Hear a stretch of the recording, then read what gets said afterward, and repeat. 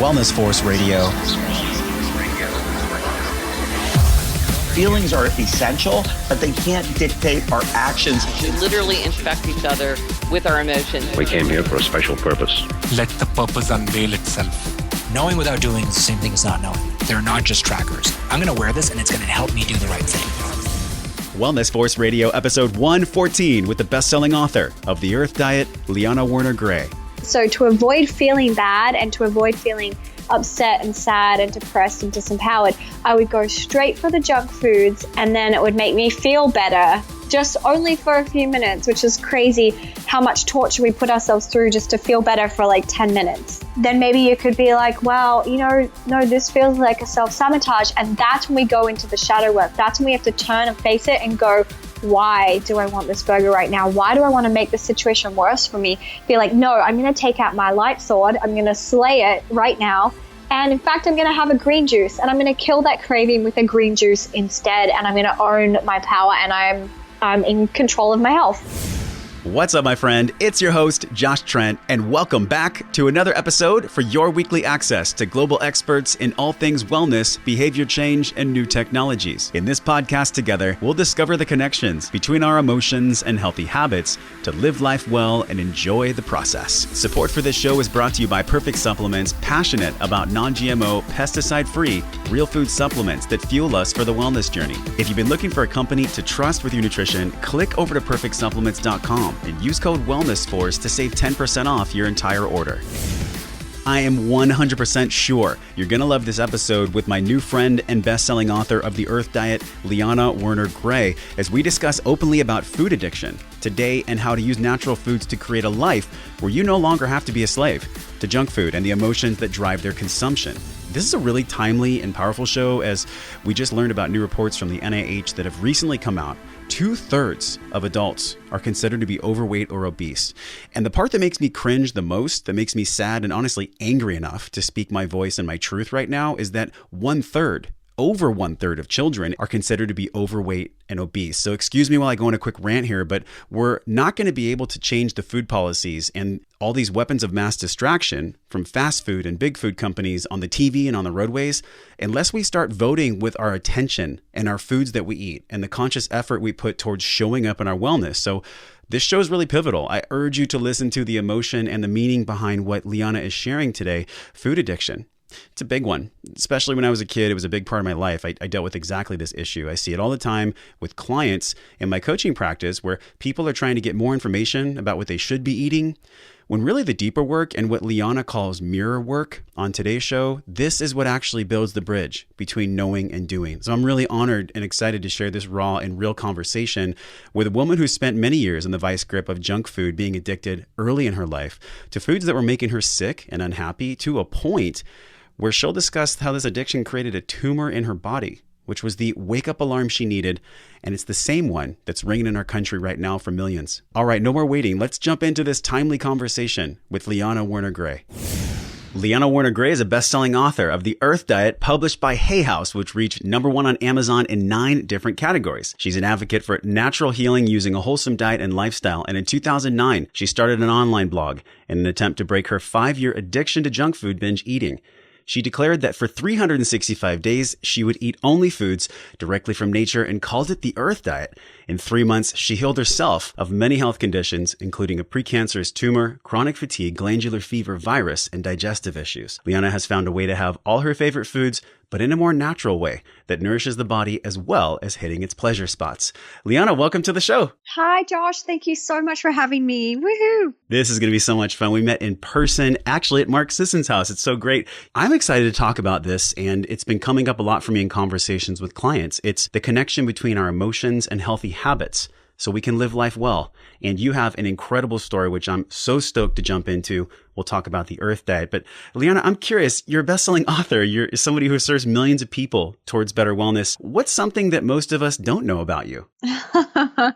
Interesting. I think, I'm a very open book. So I think people who follow me on social media know everything about me pretty much. You're pretty open on there. Yeah. Yeah. Is there anything fun or unique that you typically don't share? Okay, fine. I love rap music, and I have to admit that because I think when people look at me, they would not think, oh, she's into rap music. So there you go. That's something that not a lot of people know about me. That is so cool. Well, this story, I want to go right to the origin. We're talking about our emotions, our healthy habits, and how natural foods relate to that. Now, you were raised in the outback, and when you told me this in person, you're like, yeah, Josh, I'm raised with the Aborigines in the outback of Australia. I was like, who is this woman? Was she serious? Well, after reading your book, I realized that you were raised in the outback. That was your ethos. You knew what it was like at a really young age to eat natural foods, but you strayed from that. Take us to there. Take us to the outback when you were really young. What was that like? Yeah, wow. It's so unique that I grew up there, and I'm so grateful now. I mean, as a kid, it was just where my parents were, so I didn't really think it was any different. And yeah, it was such a small town. It's called Alice Springs, and it's literally like right in the middle of Australia, and it's in the bush or the outback in the desert. And there's not a lot around. We didn't even have a McDonald's growing up. That's how small the town was. Thank God. Yes, right? So I loved it because I remember from age 5, that was my earliest memory, was like looking towards the Aboriginal people, because at my school, half the kids were white and the other half were Aboriginals. And I remember looking at them and their families thinking, wow, they look really healthy and they look really fit. Yeah. Like they had very lean, muscular bodies. They were never overweight. And my grandfather was very overweight. And I kind of compared and I was like, what's the difference? And I just realized, okay, they're doing something different than what we're doing.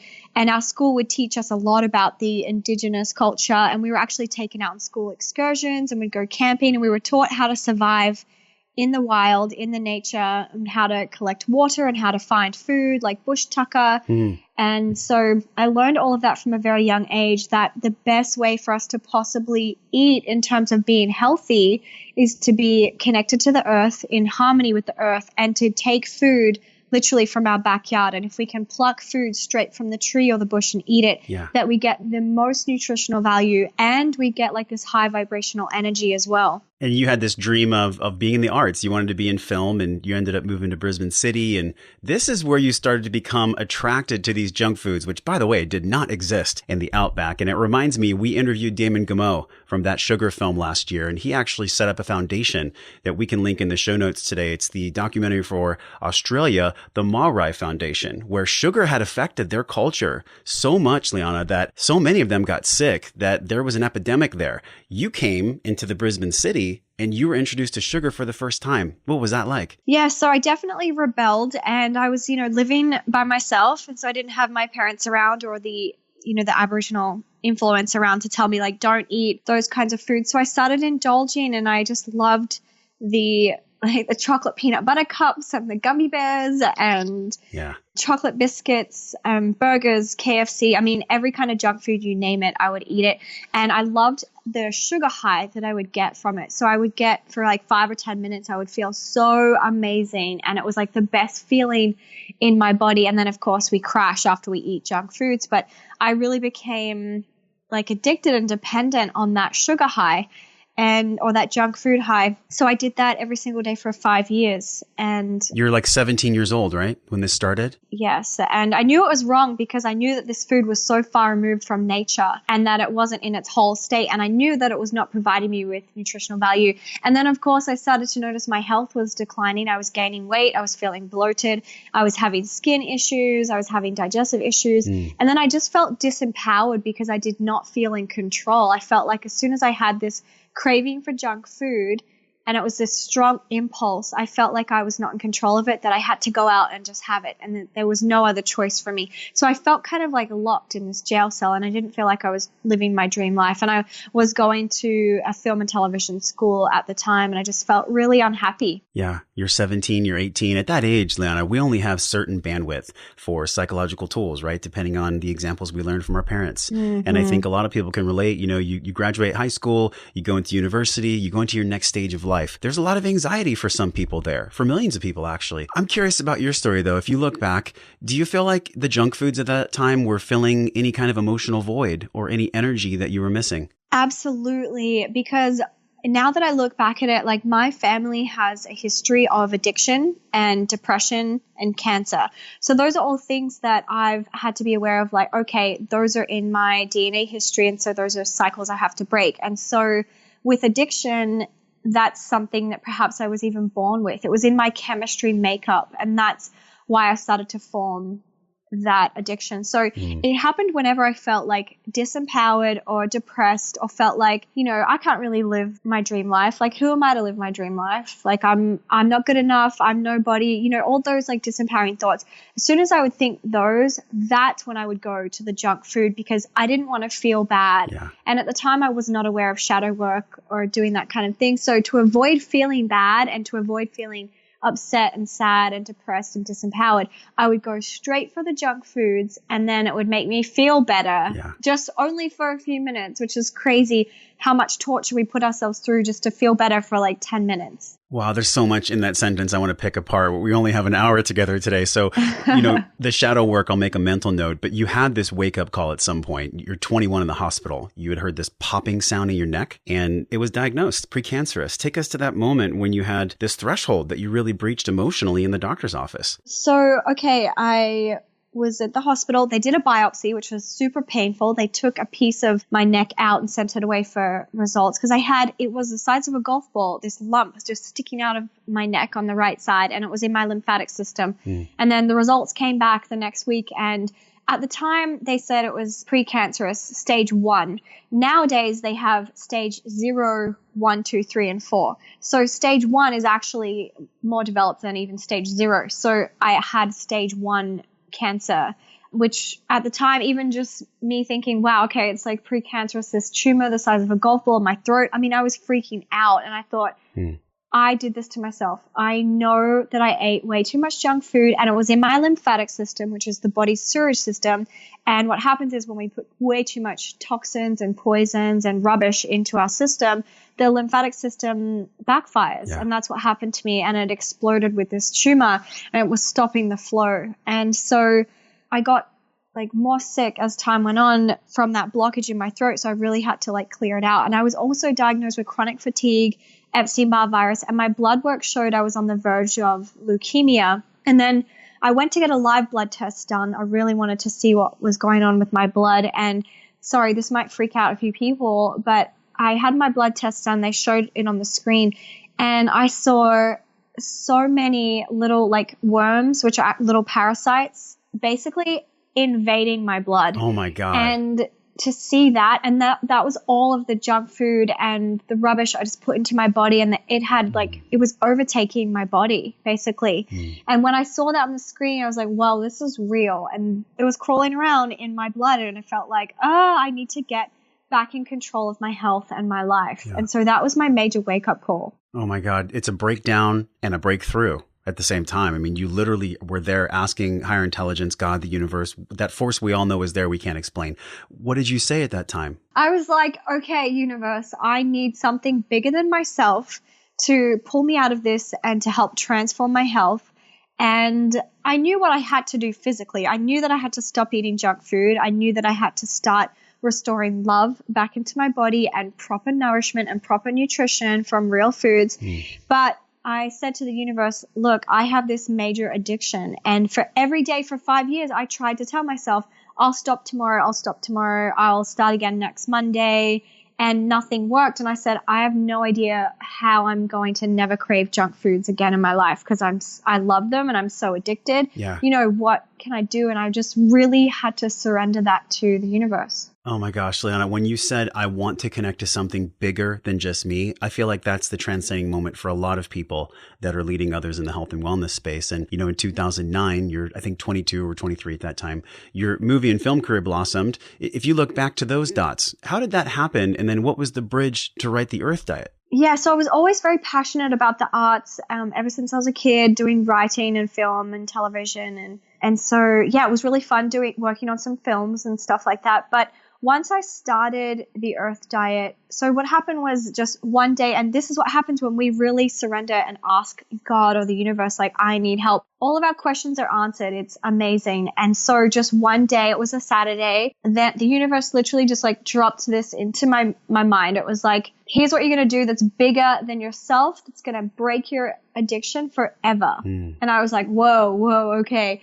And so the message I got was start a blog, and for 365 days, only eat from the earth. Call it the Earth Diet, which totally made sense to me. And that was the day that my whole life changed. And I just felt this huge burden lift off my shoulders. And it was incredible. And I was now excited about all of my favorite foods that I wanted to eat for the rest of my life, but to find really creative new ways to eat them in a clean, nourishing way. Yeah. And so once I started the blog, I wasn't as passionate about doing film or the arts anymore. All I wanted to do was to do this blog to heal myself. And then after the 1 year finished, I wanted to make it into a career. And that's when the books came out. And I've just been very passionate about this as my sole purpose ever since. Yes, and we're going to dive into the Earth Diet book, which I got the pleasure of scanning through. There's some incredible recipes in there, but I want to go a little bit deeper, though. I want to go 3 fathoms down, because you said addiction runs in your family, and I've talked about it on the show. It runs in mine as well. My mom has a bipolar disease that has really held her back so much in life. My father, on his side, he has some cognitive dissonance that he struggled with. And in my early life, when I was a kid, food became the ultimate friend. It became this way for me to numb out and not feel these feelings, Liana, that I didn't want to feel. And so transcending that took a lot of deep work. I'm curious for you, you called it shadow work. What did that shadow work look like for you when we look at transcending addiction? So shadow work for me looks like it's something I do every day. I just do a little bit each day. And to me, it feels like this dark shadow or this pit of all the things in my life that I don't like the feeling of, I don't like thinking of. Maybe it's something that I'm dealing with emotionally or mentally right now, or it might be something that happened to me in the past that I just do not want to address. And so I allow myself to kind of go into that shadow work where I might just sit down, or I might have a pen and paper, and it feels very meditative. And basically I'll just write what I'm feeling, like the deepest, like darkest, like feelings, the pain. I really go into the pain of it. And then that way I feel like I'm fully facing the pain rather than like running from it or from avoiding it. And it's strange because it does feel really painful and really hard to just like turn and face the things that we're avoiding. But I find that once I do turn and face them, whatever the problem might be in my life, and I'll be like, universe, I really need help with this situation. It's causing me a lot of pain. I'm having these kinds of thoughts. It's making me feel these emotions. I feel really uncomfortable right now. I wish I wasn't even having to talk about this. And then I find once I go into it, it really transmutes everything, or it dissolves it. And then that shadow, that darkness isn't like kind of lingering or hovering over me. I feel like I've turned and faced it, and I've just like blasted it into light. And then once we hand it over to the universe in that way, it really starts to resolve itself, because, the universe has our back. God really is there for us when we ask for help. So it's just like addressing those things that we need help with. So that's what my kind of shadow work looks like. And the Earth Diet was this really great framework for you to stay accountable to your promises you'd made to yourself. What's the core tenets of the Earth Diet? What are these guidelines? So yeah, the Earth Diet is, to me, the most fun way to eat and enjoy food and have a good relationship with food forever. I can tell you're smiling right now as you say that. I am. I just get so lit up. Like, I love food so much. Like, okay, God's number 1, food's number 2. And food just brings me so much pleasure, but it doesn't kill me or like destroy my body like it used to. And I don't feel guilty after I eat food. The whole thing's transformed. So the principles of the Earth Diet is basically eat from the earth, like foods that come straight from the earth as much as possible. So if we can just implement this in our brain right now, then you've adapted the Earth Diet philosophy, and you can keep this until, for the rest of your life. So the idea is, if you can think right now, like imagine out the backyard, you have this amazing garden and you can go and pick kale and cucumber and celery and strawberries and blueberries. The more you can eat from your own backyard, that's organic, it's seasonal, it's local because it's literally outside your backyard, That's the best way that we can eat and nourish our body, because we get the most nutrition per bite, per calorie. So we're getting so much nutrients. And then it's very nourishing. It's very healing because we're connected to the earth. We're in harmony with the earth. And when we eat like this, we don't overeat. And we start to heal things like overeating, emotional eating, binge eating, and addictions because we're in harmony with the earth, which is essentially the universe and God. So we become very like peaceful, and we have a really good relationship with food. Okay, so what about people who don't have a garden in their backyard? And I live in New York City, so I don't. Sure. So then we just do the next step. So the next best possible thing, which is to eat as much whole foods as possible, organic foods, seasonal, local. And then once we get those things, we just put so much nutrition into our body that our cravings for junk foods eventually go away. And I never thought it was possible for me to not crave junk foods. And I do not crave junk foods. And I have not craved junk food for years, which to me is a miracle. Yeah. Because I was so addicted. And for those of you listening that might have an addiction to food, you know it can feel like you're addicted to alcohol and drugs. It's just as hard to give it up. And in fact, we do it more. You know, we eat all day, every human. So we have such a relationship with food. Yeah. So the next philosophy with the Earth Diet was, or the next principle was, okay, every time I have a craving, I'm going to honor that craving and I'm going to acknowledge it. So I'd be like, okay, what am I craving? Burgers, chocolate, cheesecake, ice cream. And then I thought, okay, I can actually have that, but in a way that's really nourishing for me, and it's going to give me nutrition at the same time. So I found a way to make recipes for all my favorite junk foods, and I had a lot of help because my father's a chef. So it literally is in my DNA, and I started, working with food from a young age. So I got in the kitchen, I started making chocolate recipes and cheesecake made with cashews and ice cream made with almonds and burgers using organic grass-fed beef and gluten-free buns. And mind you, like I had a taste for junk food. So I had to make these foods taste like junk food, like just as good and pleasurable as junk food, but using clean, wholesome ingredients. And that's what I built my books from. And so I shed a lot of excess weight doing that. So literally every single craving I had, I allowed myself to have it, whether it was like peanut butter chicken, or if I was craving pasta, I would have brown rice pasta. I would just find a way to eat all my favorite foods. And so that's what I've done now for 8 years. And my body's transformed. My health is transformed. It's a very exciting way to live. And actually right after this podcast, I was going to make my 10-minute cookie dough recipe because I've been craving cookies since last night. So I'm like, you know what? I'm going to have that. Yeah. And it's made with almond flour. So I'm going to get protein and vitamin E. And this kind of mindset is literally helping so many people not crave junk foods ever again. I love so much what you said. And again, like I want to pick it apart 12 times. The thing that came up for me first, though, was around the nutrient quality. We've had so many people come on the show and essentially say a sentence of, hey, just eat real food. And we know this. We know this, Liana, in the industry, right? But when we look at this raw food piece, a lot of people don't get raw foods in their diet at all. One of the tenets I saw for the Earth Diet principles was to always have raw foods attached to your meals. Can you tell us about that? Yes. So that ties in with the principle of going to your backyard and picking food like straight from the bush or the tree because it's so nutrient rich. So raw foods, they're in their natural state and they haven't been heated. So they have a lot of alive nutrition and live enzymes. So they're so good for us. And the energy frequency of them is really, really high. Like cooked foods can be very healing as well. And I do eat a lot of cooked foods, but definitely when we eat raw foods, we feel that instant energy. I do encourage people to do that more often. So some examples of eating raw foods, for example, like if I make a curry or if I make a soup, I'll always have with it, I'll cut up some raw cucumber or raw celery or some raw radish or even raw cauliflower or broccoli just to have with it. So I make it like a hybrid. So that way we're always getting that raw nutrition. And also raw foods fill us up a lot quicker. Yes, because they're so dense, right? And they also have a lot of fiber. The concept that we're very familiar with is protein, fiber, fat, and water. We learned that from Jade Tita on the show. In your diet plan, what I see so much in the Earth Diet is a ton of fiber. Do you feel like fiber is the leading component? What's the flagship nutrient for the Earth Diet? The flagship nutrient. I love it. Basically, just get nutrients in. Okay. That's the whole idea. Because when I used to eat junk food, I was not getting nutrition at all. So the principle with the Earth Diet is at every single meal and drink, you could think to yourself, okay, how much nutrition am I really getting from this right now? And we can ask ourselves that throughout the day.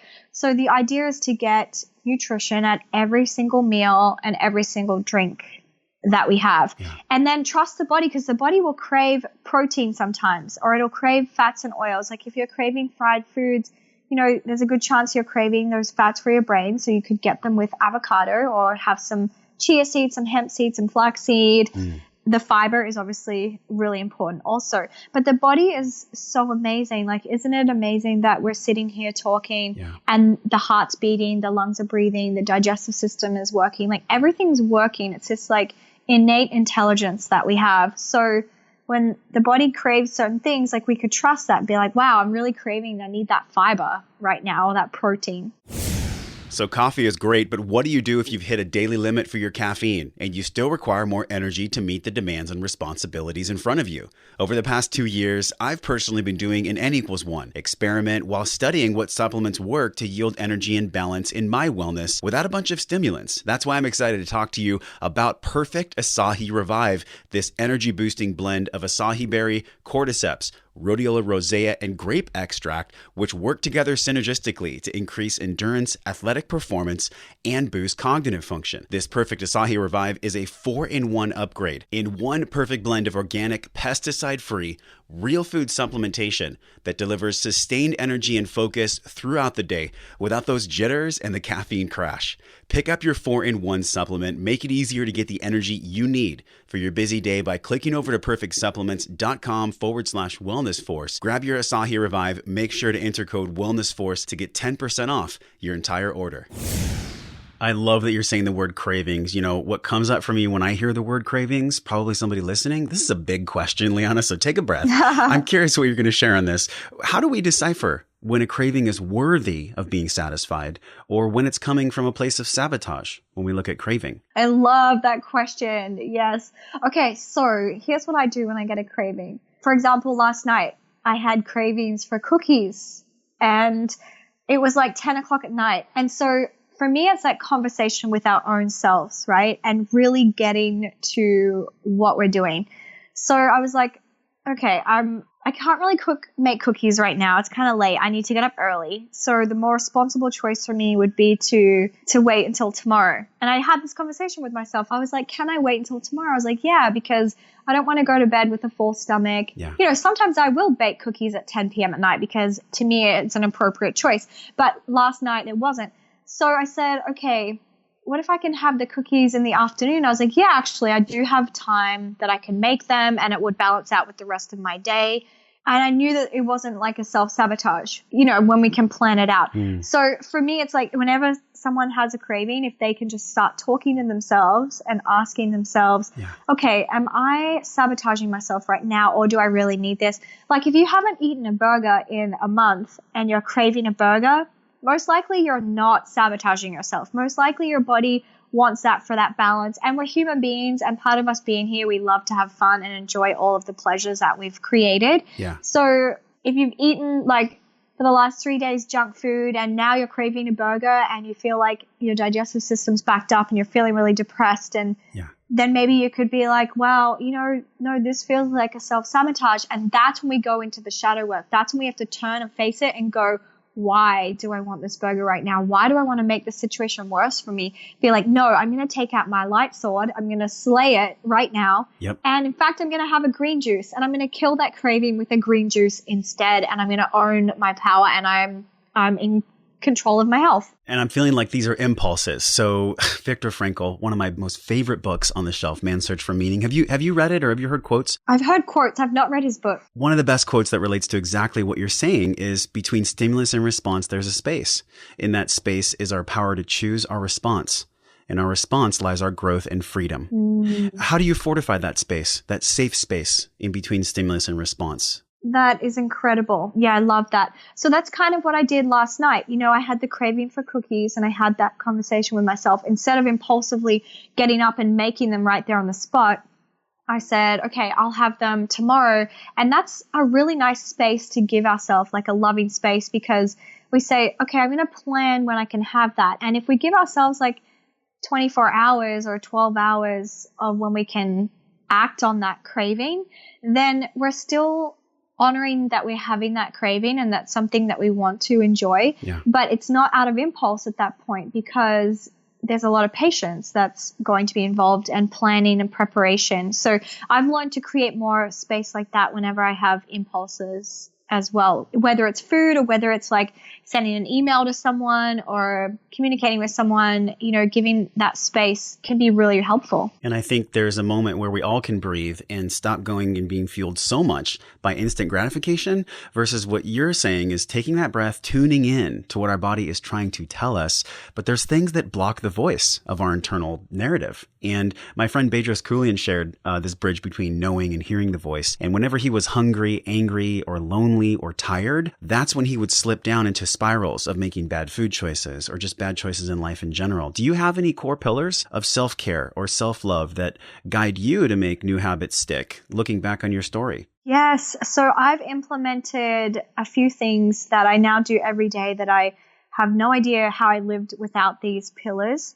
And so one of them is, for 1 hour every single day, I dedicate to my body. I call it body maintenance. I've done this every single hour for years, and it's incredible. And in the beginning, I didn't really enjoy doing it. It was a bit uncomfortable. And I was like, wow, I'm really giving a whole hour out of my day just for my body. But I justified it like, we have 24 hours in the day. So of course we should just have 1 hour a day dedicated to our body. Yeah. And during this hour, I focus on nothing else but my body. If other thoughts come in, I send it out. So I focus on, like, I even imagine sometimes my organs, and I visualize the inside of my body. And sometimes I'll do like a yoga class. Other times I might do yoga on my own. Sometimes I'll just go for a walk through Central Park for an hour. Sometimes I'll do like an intense boxing class or cardio workout, soul cycle, or sometimes I'll lift weights at the gym. Sometimes I'll go snowboarding. So like I mix it up every single day, but it's something that I really schedule out and plan out. So every single day I have that body maintenance. So today for me, what I did was the 1 hour walking through Central Park, and then I might do stretching and dancing. So that gives me this foundation for my physical body maintenance, because I'm thinking, if I'm going to live till I'm 80, 90, 100 years old, Yeah. I want to continue this practice until then, because I want to be flexible and enjoy good posture and enjoy good physical feeling for the rest of my life. So that to me has been like so life-changing. And then the other things I've started implementing first thing in the morning when I wake up is 10 minutes of meditation. So before I put my phone on or check messages. So 10 minutes just to completely just feel the consciousness underneath all of my thoughts. Yeah. And then I've recently started doing mirror work, which is another interesting way to do shadow work. So mirror work it's still a little bit uncomfortable for me, but I know it's something I need to overcome, and that helps with self-worth. Tell us about the mirror work. Do you stand naked and tell yourself good things? I do. Or not always naked. Sometimes it's just my face. But yeah, the idea with mirror work is just to fully stand in the mirror and accept, who we are. And I just turned 30. And so I found myself in the mirror like, okay, I'm 30. Wow. Okay. So my 20s is over. I was like, do I like myself? Do I like being alone by myself? Who am I? Like, what am I going to do? Yeah. And then I was like, I don't like the lines in my neck. And I don't like the line that I'm starting to get on my eyes or my forehead. I'm like, okay, I need to, address this and accept it, because I'm only going to get probably more lines realistically. So I need to be able to like create this rich inner world and this peace inside. And so that's what I find that mirror work is doing. And then, the healthier we are internally, then the healthier choices that we make in every aspect of our life. Well, I think that was the ultimate tweetable right there. We could definitely put that in a frame. So I'm hearing from you mirror work, the hour of body work, doing walking, whatever it might be, just giving yourself an hour in our busy day. And then meditation. I don't think in the past 100 episodes, Liana, somebody hasn't said meditation. So thank you for reminding us about that again. You know, there was an article you wrote, and it was for Huffington Post UK. It was 3 simple dietary changes for mental health. You talked about eating foods that were good for the brain. This is awesome. Drinking a fresh cup of juice every day, and cutting back on inflammatory foods. Now, obviously, all those things are in alignment with the Earth Diet, but can you break those down quickly? Yeah, so sometimes people come to me and they say, what's just one thing, if you could say anything that I should do for my health? And I always say juicing. Juicing is so transformative, and it's the fastest way for us to put like a lot of nutrition into every single cell in our body. And we have trillions of cells, right? So whenever we have a juice, we're getting that raw nutrition. Yeah. It's like the blood of the vegetables. So someone could do like kale, cucumber, celery, some green apple, some ginger, and some lemon. And all of that nutrition, when we drink it, literally goes straight into our cells, straight into our blood system. We can't help but feel better after we have a juice. And so if people do this and commit to this, like, okay, I'm going to have one juice every single day for the rest of my life, it's like your medicine. Yeah. And I want to say it has a lot more benefits and nutrients than pharmaceutical drugs. It's actually legit medicine. And it can help with depression as well, anxiety. No matter how stressful our situation is, if we just have that fresh juice every single day, it does wonders. It also clears out the digestive system. So when I was healing, I would have up to 6 juices a day because I needed to overdose my system with nutrition because I deprived it for so long. Yeah. So most of the juices I had were beet juice, and beets actually go into the digestive system, and anything that might be stuck on the bowel walls, like any growths or even tumors or sometimes we store things in there for years. Anything stuck to the bowel walls, it cannot survive beet juice. So beet juice lifts it off and like kicks it out. It's a crazy, amazing, powerful detox. And it's like a detox sniper. Like beets go in there with their guns and just shoot all the bad stuff? Yeah, totally. They're just like pow, pow, pow, pow, out, out, out. Yeah. Yeah, so juicing every single day. So I had my fresh juice today, and yeah, it's something that I commit to doing for the rest of my life. And some people say, well, there's no fiber in it, but that's okay because you can get fiber from your smoothies or from your other food. Yeah. Juice is its own thing. And also because it doesn't have fiber, it doesn't take a lot of energy from the body to have to break it down, because oftentimes we eat foods and our digestive system may not be clean. It may have a lot of compacted waste. So it's not able to absorb a lot of nutrition from our food. And that's been a big problem in today's society. People's guts are either bloated or have some issues there. And so they're not getting all the nutrition they should be from the food. And so juicing is just one way for us to put that like instantly into our cells. Have I talked enough about juicing, or should I keep going? I'm so glad you're talking about this, because one of the things that I've always felt is timing around juicing. If you have a cup of juice and then you sit for 4 hours, what about timing for you? When do you like to have your juice? Is it before a workout? Is it after your exercise? When do you find that juicing feels best for you? I just sometimes need to get it in during the day. So for me, it doesn't matter what time, but I do love to do it after a workout because I feel like my pores and my organs are really open and they want to receive some nourishment after putting out all that energy and maybe sweating. So I do love to have it right after that, or after a sauna, because I just feel like my body absorbs it. And then also whenever I have a juice, like today I had it when I was walking through Central Park, I just give myself a minute and allow my body to fully receive it and receive all the benefits that the juice is providing to my body. And I imagine all that juice going to every single cell in my body, from my toes, to my fingertips, to my head, my hair. I just imagine my body like absorbing all of it. Oh my gosh, I can picture you standing in the middle of the sun and just allowing it to penetrate your cells with nutrients and life. Thank you for mentioning that.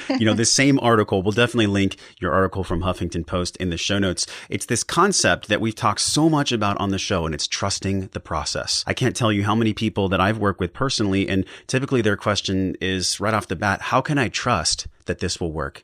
And usually what I say is, it's a practice of doing and believing over and over again until it becomes real. What do you think about the process of trust? How has trusting the process been for you? What does that look like now compared to what it was before? Yeah, well, for me, it was really easy to trust the Earth Diet, basically, because it comes down to pure science. And it made sense to me on a scientific level. Well, science proves it. And then also it made sense to me spiritually and with common sense. Yeah. So for me, it was like common sense. It was like, yeah, eat from the earth, eat those kinds of foods, and you can enjoy all your favorite foods for the rest of your life as long as it's in a more natural or upgraded organic way. And then the message I got was, this is the best option for your highest self, and you will live your most healthy, vibrant life possible in this lifetime. And then also it's better for the environment because you're giving back to the environment, you're taking care of it, you know, not being obsessive or like too indulgent, like eating. It's very in harmony with the environment as well. So it just totally made sense. And then when my body started to transform, I started to heal. I started to feel better. My immune system got stronger. I lost excess weight. And then the tumor dissolved in 3 months after applying this. Just 3 months. That's incredible. Yeah, it's not that quick for everyone, but some people it can be even quicker. And so I mean, it was very easy to trust that. And I just think we can't go wrong with eating nutrition every single day. We can't go wrong with eating more fresh foods straight from our backyard. And we can't go wrong with having that fresh juice every single day. And I think you travel so much recently, especially with your Hay House Radio. What do you notice about people across the world? They're hungry for this better life. Is there a common thread, Liana, that connects them, whether it's lack of purpose, maybe they're in the wrong relationship, they have some past trauma, they have fear of being seen or other blocking factors? What do you think you see the most when people come to you and tell you their stories? Yeah, so I've noticed a common thread around the world, and I've traveled to 17 countries. So I've met a lot of people from all different places. And what I've noticed is that every single person, we all want the same thing. We all want the same thing. We're all striving for this soul journey, to feel peace and full self-expression and to feel love. And that sounds so simple, but that's what I really got, because I got that nobody likes suffering, and a lot of people do suffer. And, you know, Eckhart Tolle and others say like we're addicted to our pain and suffering. And yeah, we are, but nobody really likes it. And every person's soul wants to be set free of that. I found that every single soul wants to heal whatever soul wounds they have or whatever is really troubling them and is keeping them in suffering. So we're all looking for that. What is that can make me feel better and can help heal me? Oh, I had to take a big breath when you said that, because that is a narrative that I think many people, millions of people have. It's like, how do I get out of this suffering? Let me pose this question to you. Do you feel like the tension around wanting to stop the suffering can actually be part of the suffering itself? Yes, that is exactly it. Because we also not taught at school when we're kids, okay, you guys are going to suffer and here's how to deal with it. Here are the tools. Like, we just weren't taught that. So we've had to really explore that a lot. And I do feel like the next generation coming through of kids and their kids, I feel like they won't even accept stress. They will just kind of look at it like, you know what? No, stress is like cancer. I'm going to opt out of stressing at all. But I do feel like our generation, we just don't like it at all. And we're just not equipped with the tools. So the more we can apply the tools to ourselves and help heal our own lives and our own souls, then other people can also see those tools. But I have found that avoiding or running away does not work at all. And yes, for me, I always lived with this concept of like one day, you know, one day I'll wake up and never crave junk foods, or I'll be healthy tomorrow. And that never came. And so how I live now, like my mental shift has really changed, is like, no, it's ongoing now and now and now. And we don't know, at any second we could feel something, or someone could text us, or we get a phone call, or we bump into someone on the street that can trigger this like bad emotional feeling or thought process. And, you know, we have to deal with that right there on the spot. And so it's like this ongoing process. It's not like one day my life will begin. It's like, no, like this is it. Okay, something just triggered me. What's going on? And if we don't have time to deal with it right there on the spot, something I do is I say, God, I just got triggered and now I feel absolutely terrible about that. Can you please help me with that? And then I have to go on about my business, whether it's jumping on a podcast interview or, you know, making a recipe, whatever it is. I continue on with what I know I have to do. And then that other stuff, that internal stuff, it comes back and resolves itself eventually. This is what I'm really enjoying with you, this energy you're sharing. And I think people can feel it. It's this committing to the process, one step at a time. It's wherever we are in our lives. It's perfect because we're there anyways, right? So why resist it? Just go with it. When we look at beliefs, I want to wrap the show soon here before we get into our fun round. I'm going to ask you some surprise questions. I hope you're ready. Ooh. Well, you're not ready. I didn't send you the answers. But beliefs shape everything that we do. So you have to believe that you can make the change. And if you can't, then you get to call in support from a community, from a coach, from someone in your corner that can fortify that belief with you. What is your mission now with helping people to fortify new beliefs? So I worked one-on-one with people a lot. I still do have a few clients, but I have a team of Earth Diet health coaches, and it's on the earthdiet.com. People can go there and pick a health coach, basically, and fill out a questionnaire of your biggest health obstacles that you feel like are just in your way, and then your health goals. And we have people that are trained just like myself in this philosophy and health coaching to help you break through that. And that's what I've been up to. And that's what I'm really committed to, is just helping people, because I suffered so much, and that suffering was very painful, and it sucks. And it's so in my heart now that I want to help others who are suffering in that same way to heal from that and recover. Well, I think we definitely can feel that from you. And I want to go 7 layers deeper. This is the last part of our show. It's 7 fast questions for 7 of Liana's real answers. Are you ready? I'm ready. How'd your life change when you got married? What about your wellness habits shifted once you became cohabitating with someone else? I was married when I was 22 for 12 months. And so that didn't work out. And that was, he was great. He adopted the organic lifestyle, and he loved the Earth Diet recipes. And actually, a fair few recipes were inspired by him because he is American. So he loved the chocolate peanut butter combo. So I made a lot of chocolate peanut butter stuff for him. But yeah, we didn't work out. And, I look back at that divorce now because that's something that's been a lot of baggage in my life. And I've looked back at that okay, I see how I repeated my parents' relationships because my parents have split. And so it just was not a healthy environment for me. So I've been single since then and healing from that. So I was definitely not expecting that question. Well, it's really cool because I think you're shining light on the real work, the deeper inner work. This book you've written is extremely powerful. The Earth Diet, all these recipes, all your coaches, you're making a huge impact. But what comes up for me is how authentic you are. I mean, you're still doing your work. You're still talking to us about your work. So thank you for being that way. And the next thing I want to ask you is around the first time. When was the last time that you did something for the first time? And what was it? The last time I did something for the first time. Oh, I did it a few days ago. I went to this class at Dyer in New York, and it was a booty bands class. So for all the ladies listening who want to work out your booty and who love your booty. So men want to work out our booties too. Okay, sure. Yeah, you totally could.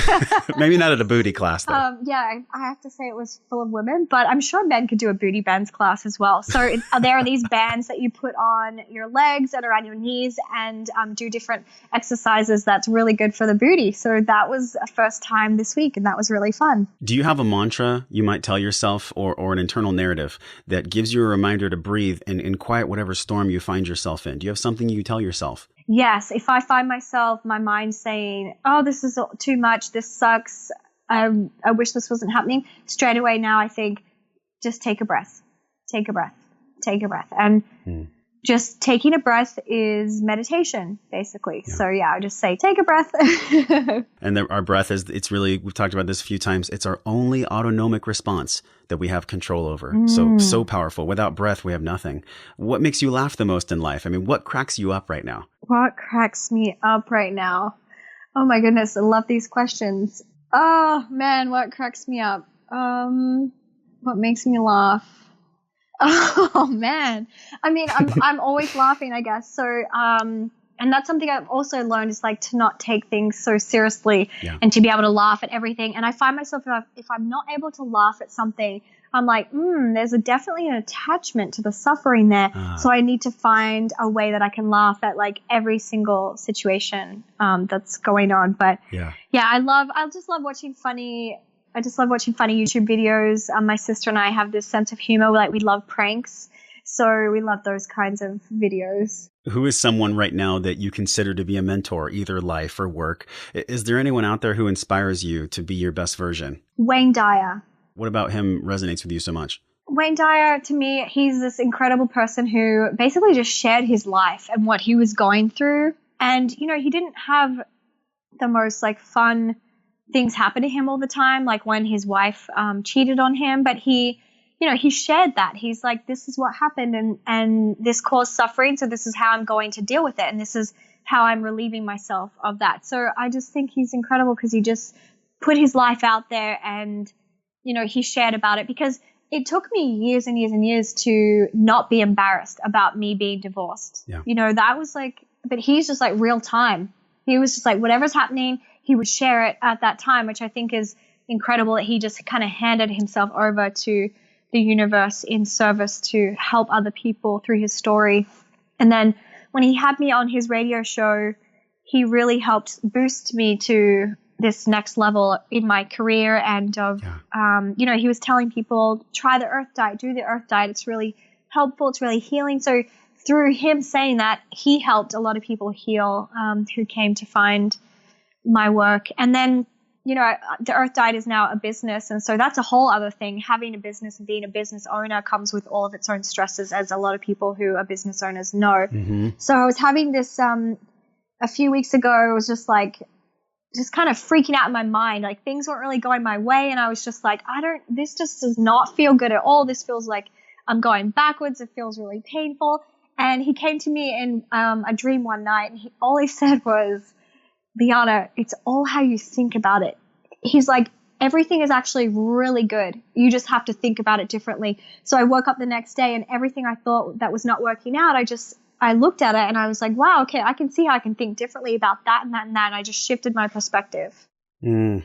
Another deep breath. I've taken 5 deep breaths from your shares. Thank you for that again. And this last question, with all you've been through and, the healing, which we didn't get to talk about, I will link the story about how you healed your mom with cancer. I'll link that in our show notes. But everything you've developed up to now, what is wellness to you? How do you define wellness in your life? Wellness is a moment-to-moment thing. And it's constantly bringing ourselves back to the present moment and allowing ourselves to be well, mind, body, and spirit wellness. You have the Hay House Summit you're working on, a new book for next year, but where can people learn more about you in 2017? Where can they follow what you're up to? So people can just Google me or go to theearthdiet.com. I'm on social media every day. I love connecting with you guys. So if you have any questions or comments, you can just type in either my name, Liana Werner-Gray, or The Earth Diet, and find me on Instagram, Twitter, and Facebook. And then also I'll be speaking at the Truth About Cancer Summit this October in Florida. So you can either come to Orlando and see that live, or that'll be live streamed also. Fantastic. Well, let me pause for a breath and a moment to just say thank you for keeping it real. You have been so great today, sharing what I believe people can really hold on to. So thanks for sharing your gifts with us, for coming on the show, and for doing what you do with the Earth Diet and beyond. Thank you so much for having me. Hey, my friend, thank you for hanging out and growing with me on today's show. Remember to hit subscribe and share this podcast with someone you care about that gets to hear this message. And if today's guest sparks something in you, leave us a 5-star review on iTunes for the podcast by just quickly tapping on your show artwork on your iPhone. Hit the link in purple that says review this podcast. It helps the show reach more conscious people like yourself and attracts world-class guests, so let them hear your voice. For all the downloads, videos, links, giveaways, and free resources mentioned on the episode that support you to live life well, go to wellnessforce.com/radio. And while you're at my house on the web, join the free Wellness Force newsletter on that page, because I want to send you 4 free guides around staying healthy with your training and your travel. And if you're ready to take inspired action, don't let this conversation stop here. Join a group of people who care about what you do over at the Wellness Force Community Facebook page. Just search Wellness Force Community on Facebook. This is where we talk about the things that really matter. We share our wins, inspirations, and our struggles, and so much more. Tap the show artwork on your iPhone, hit the purple link that says join the Facebook group, and I will welcome you at the door. Okay, now you get to go out into your world and create impact for the people you care about and be a positive force of wellness in their lives. So until I see you again real soon next week, I'm wishing you love and wellness.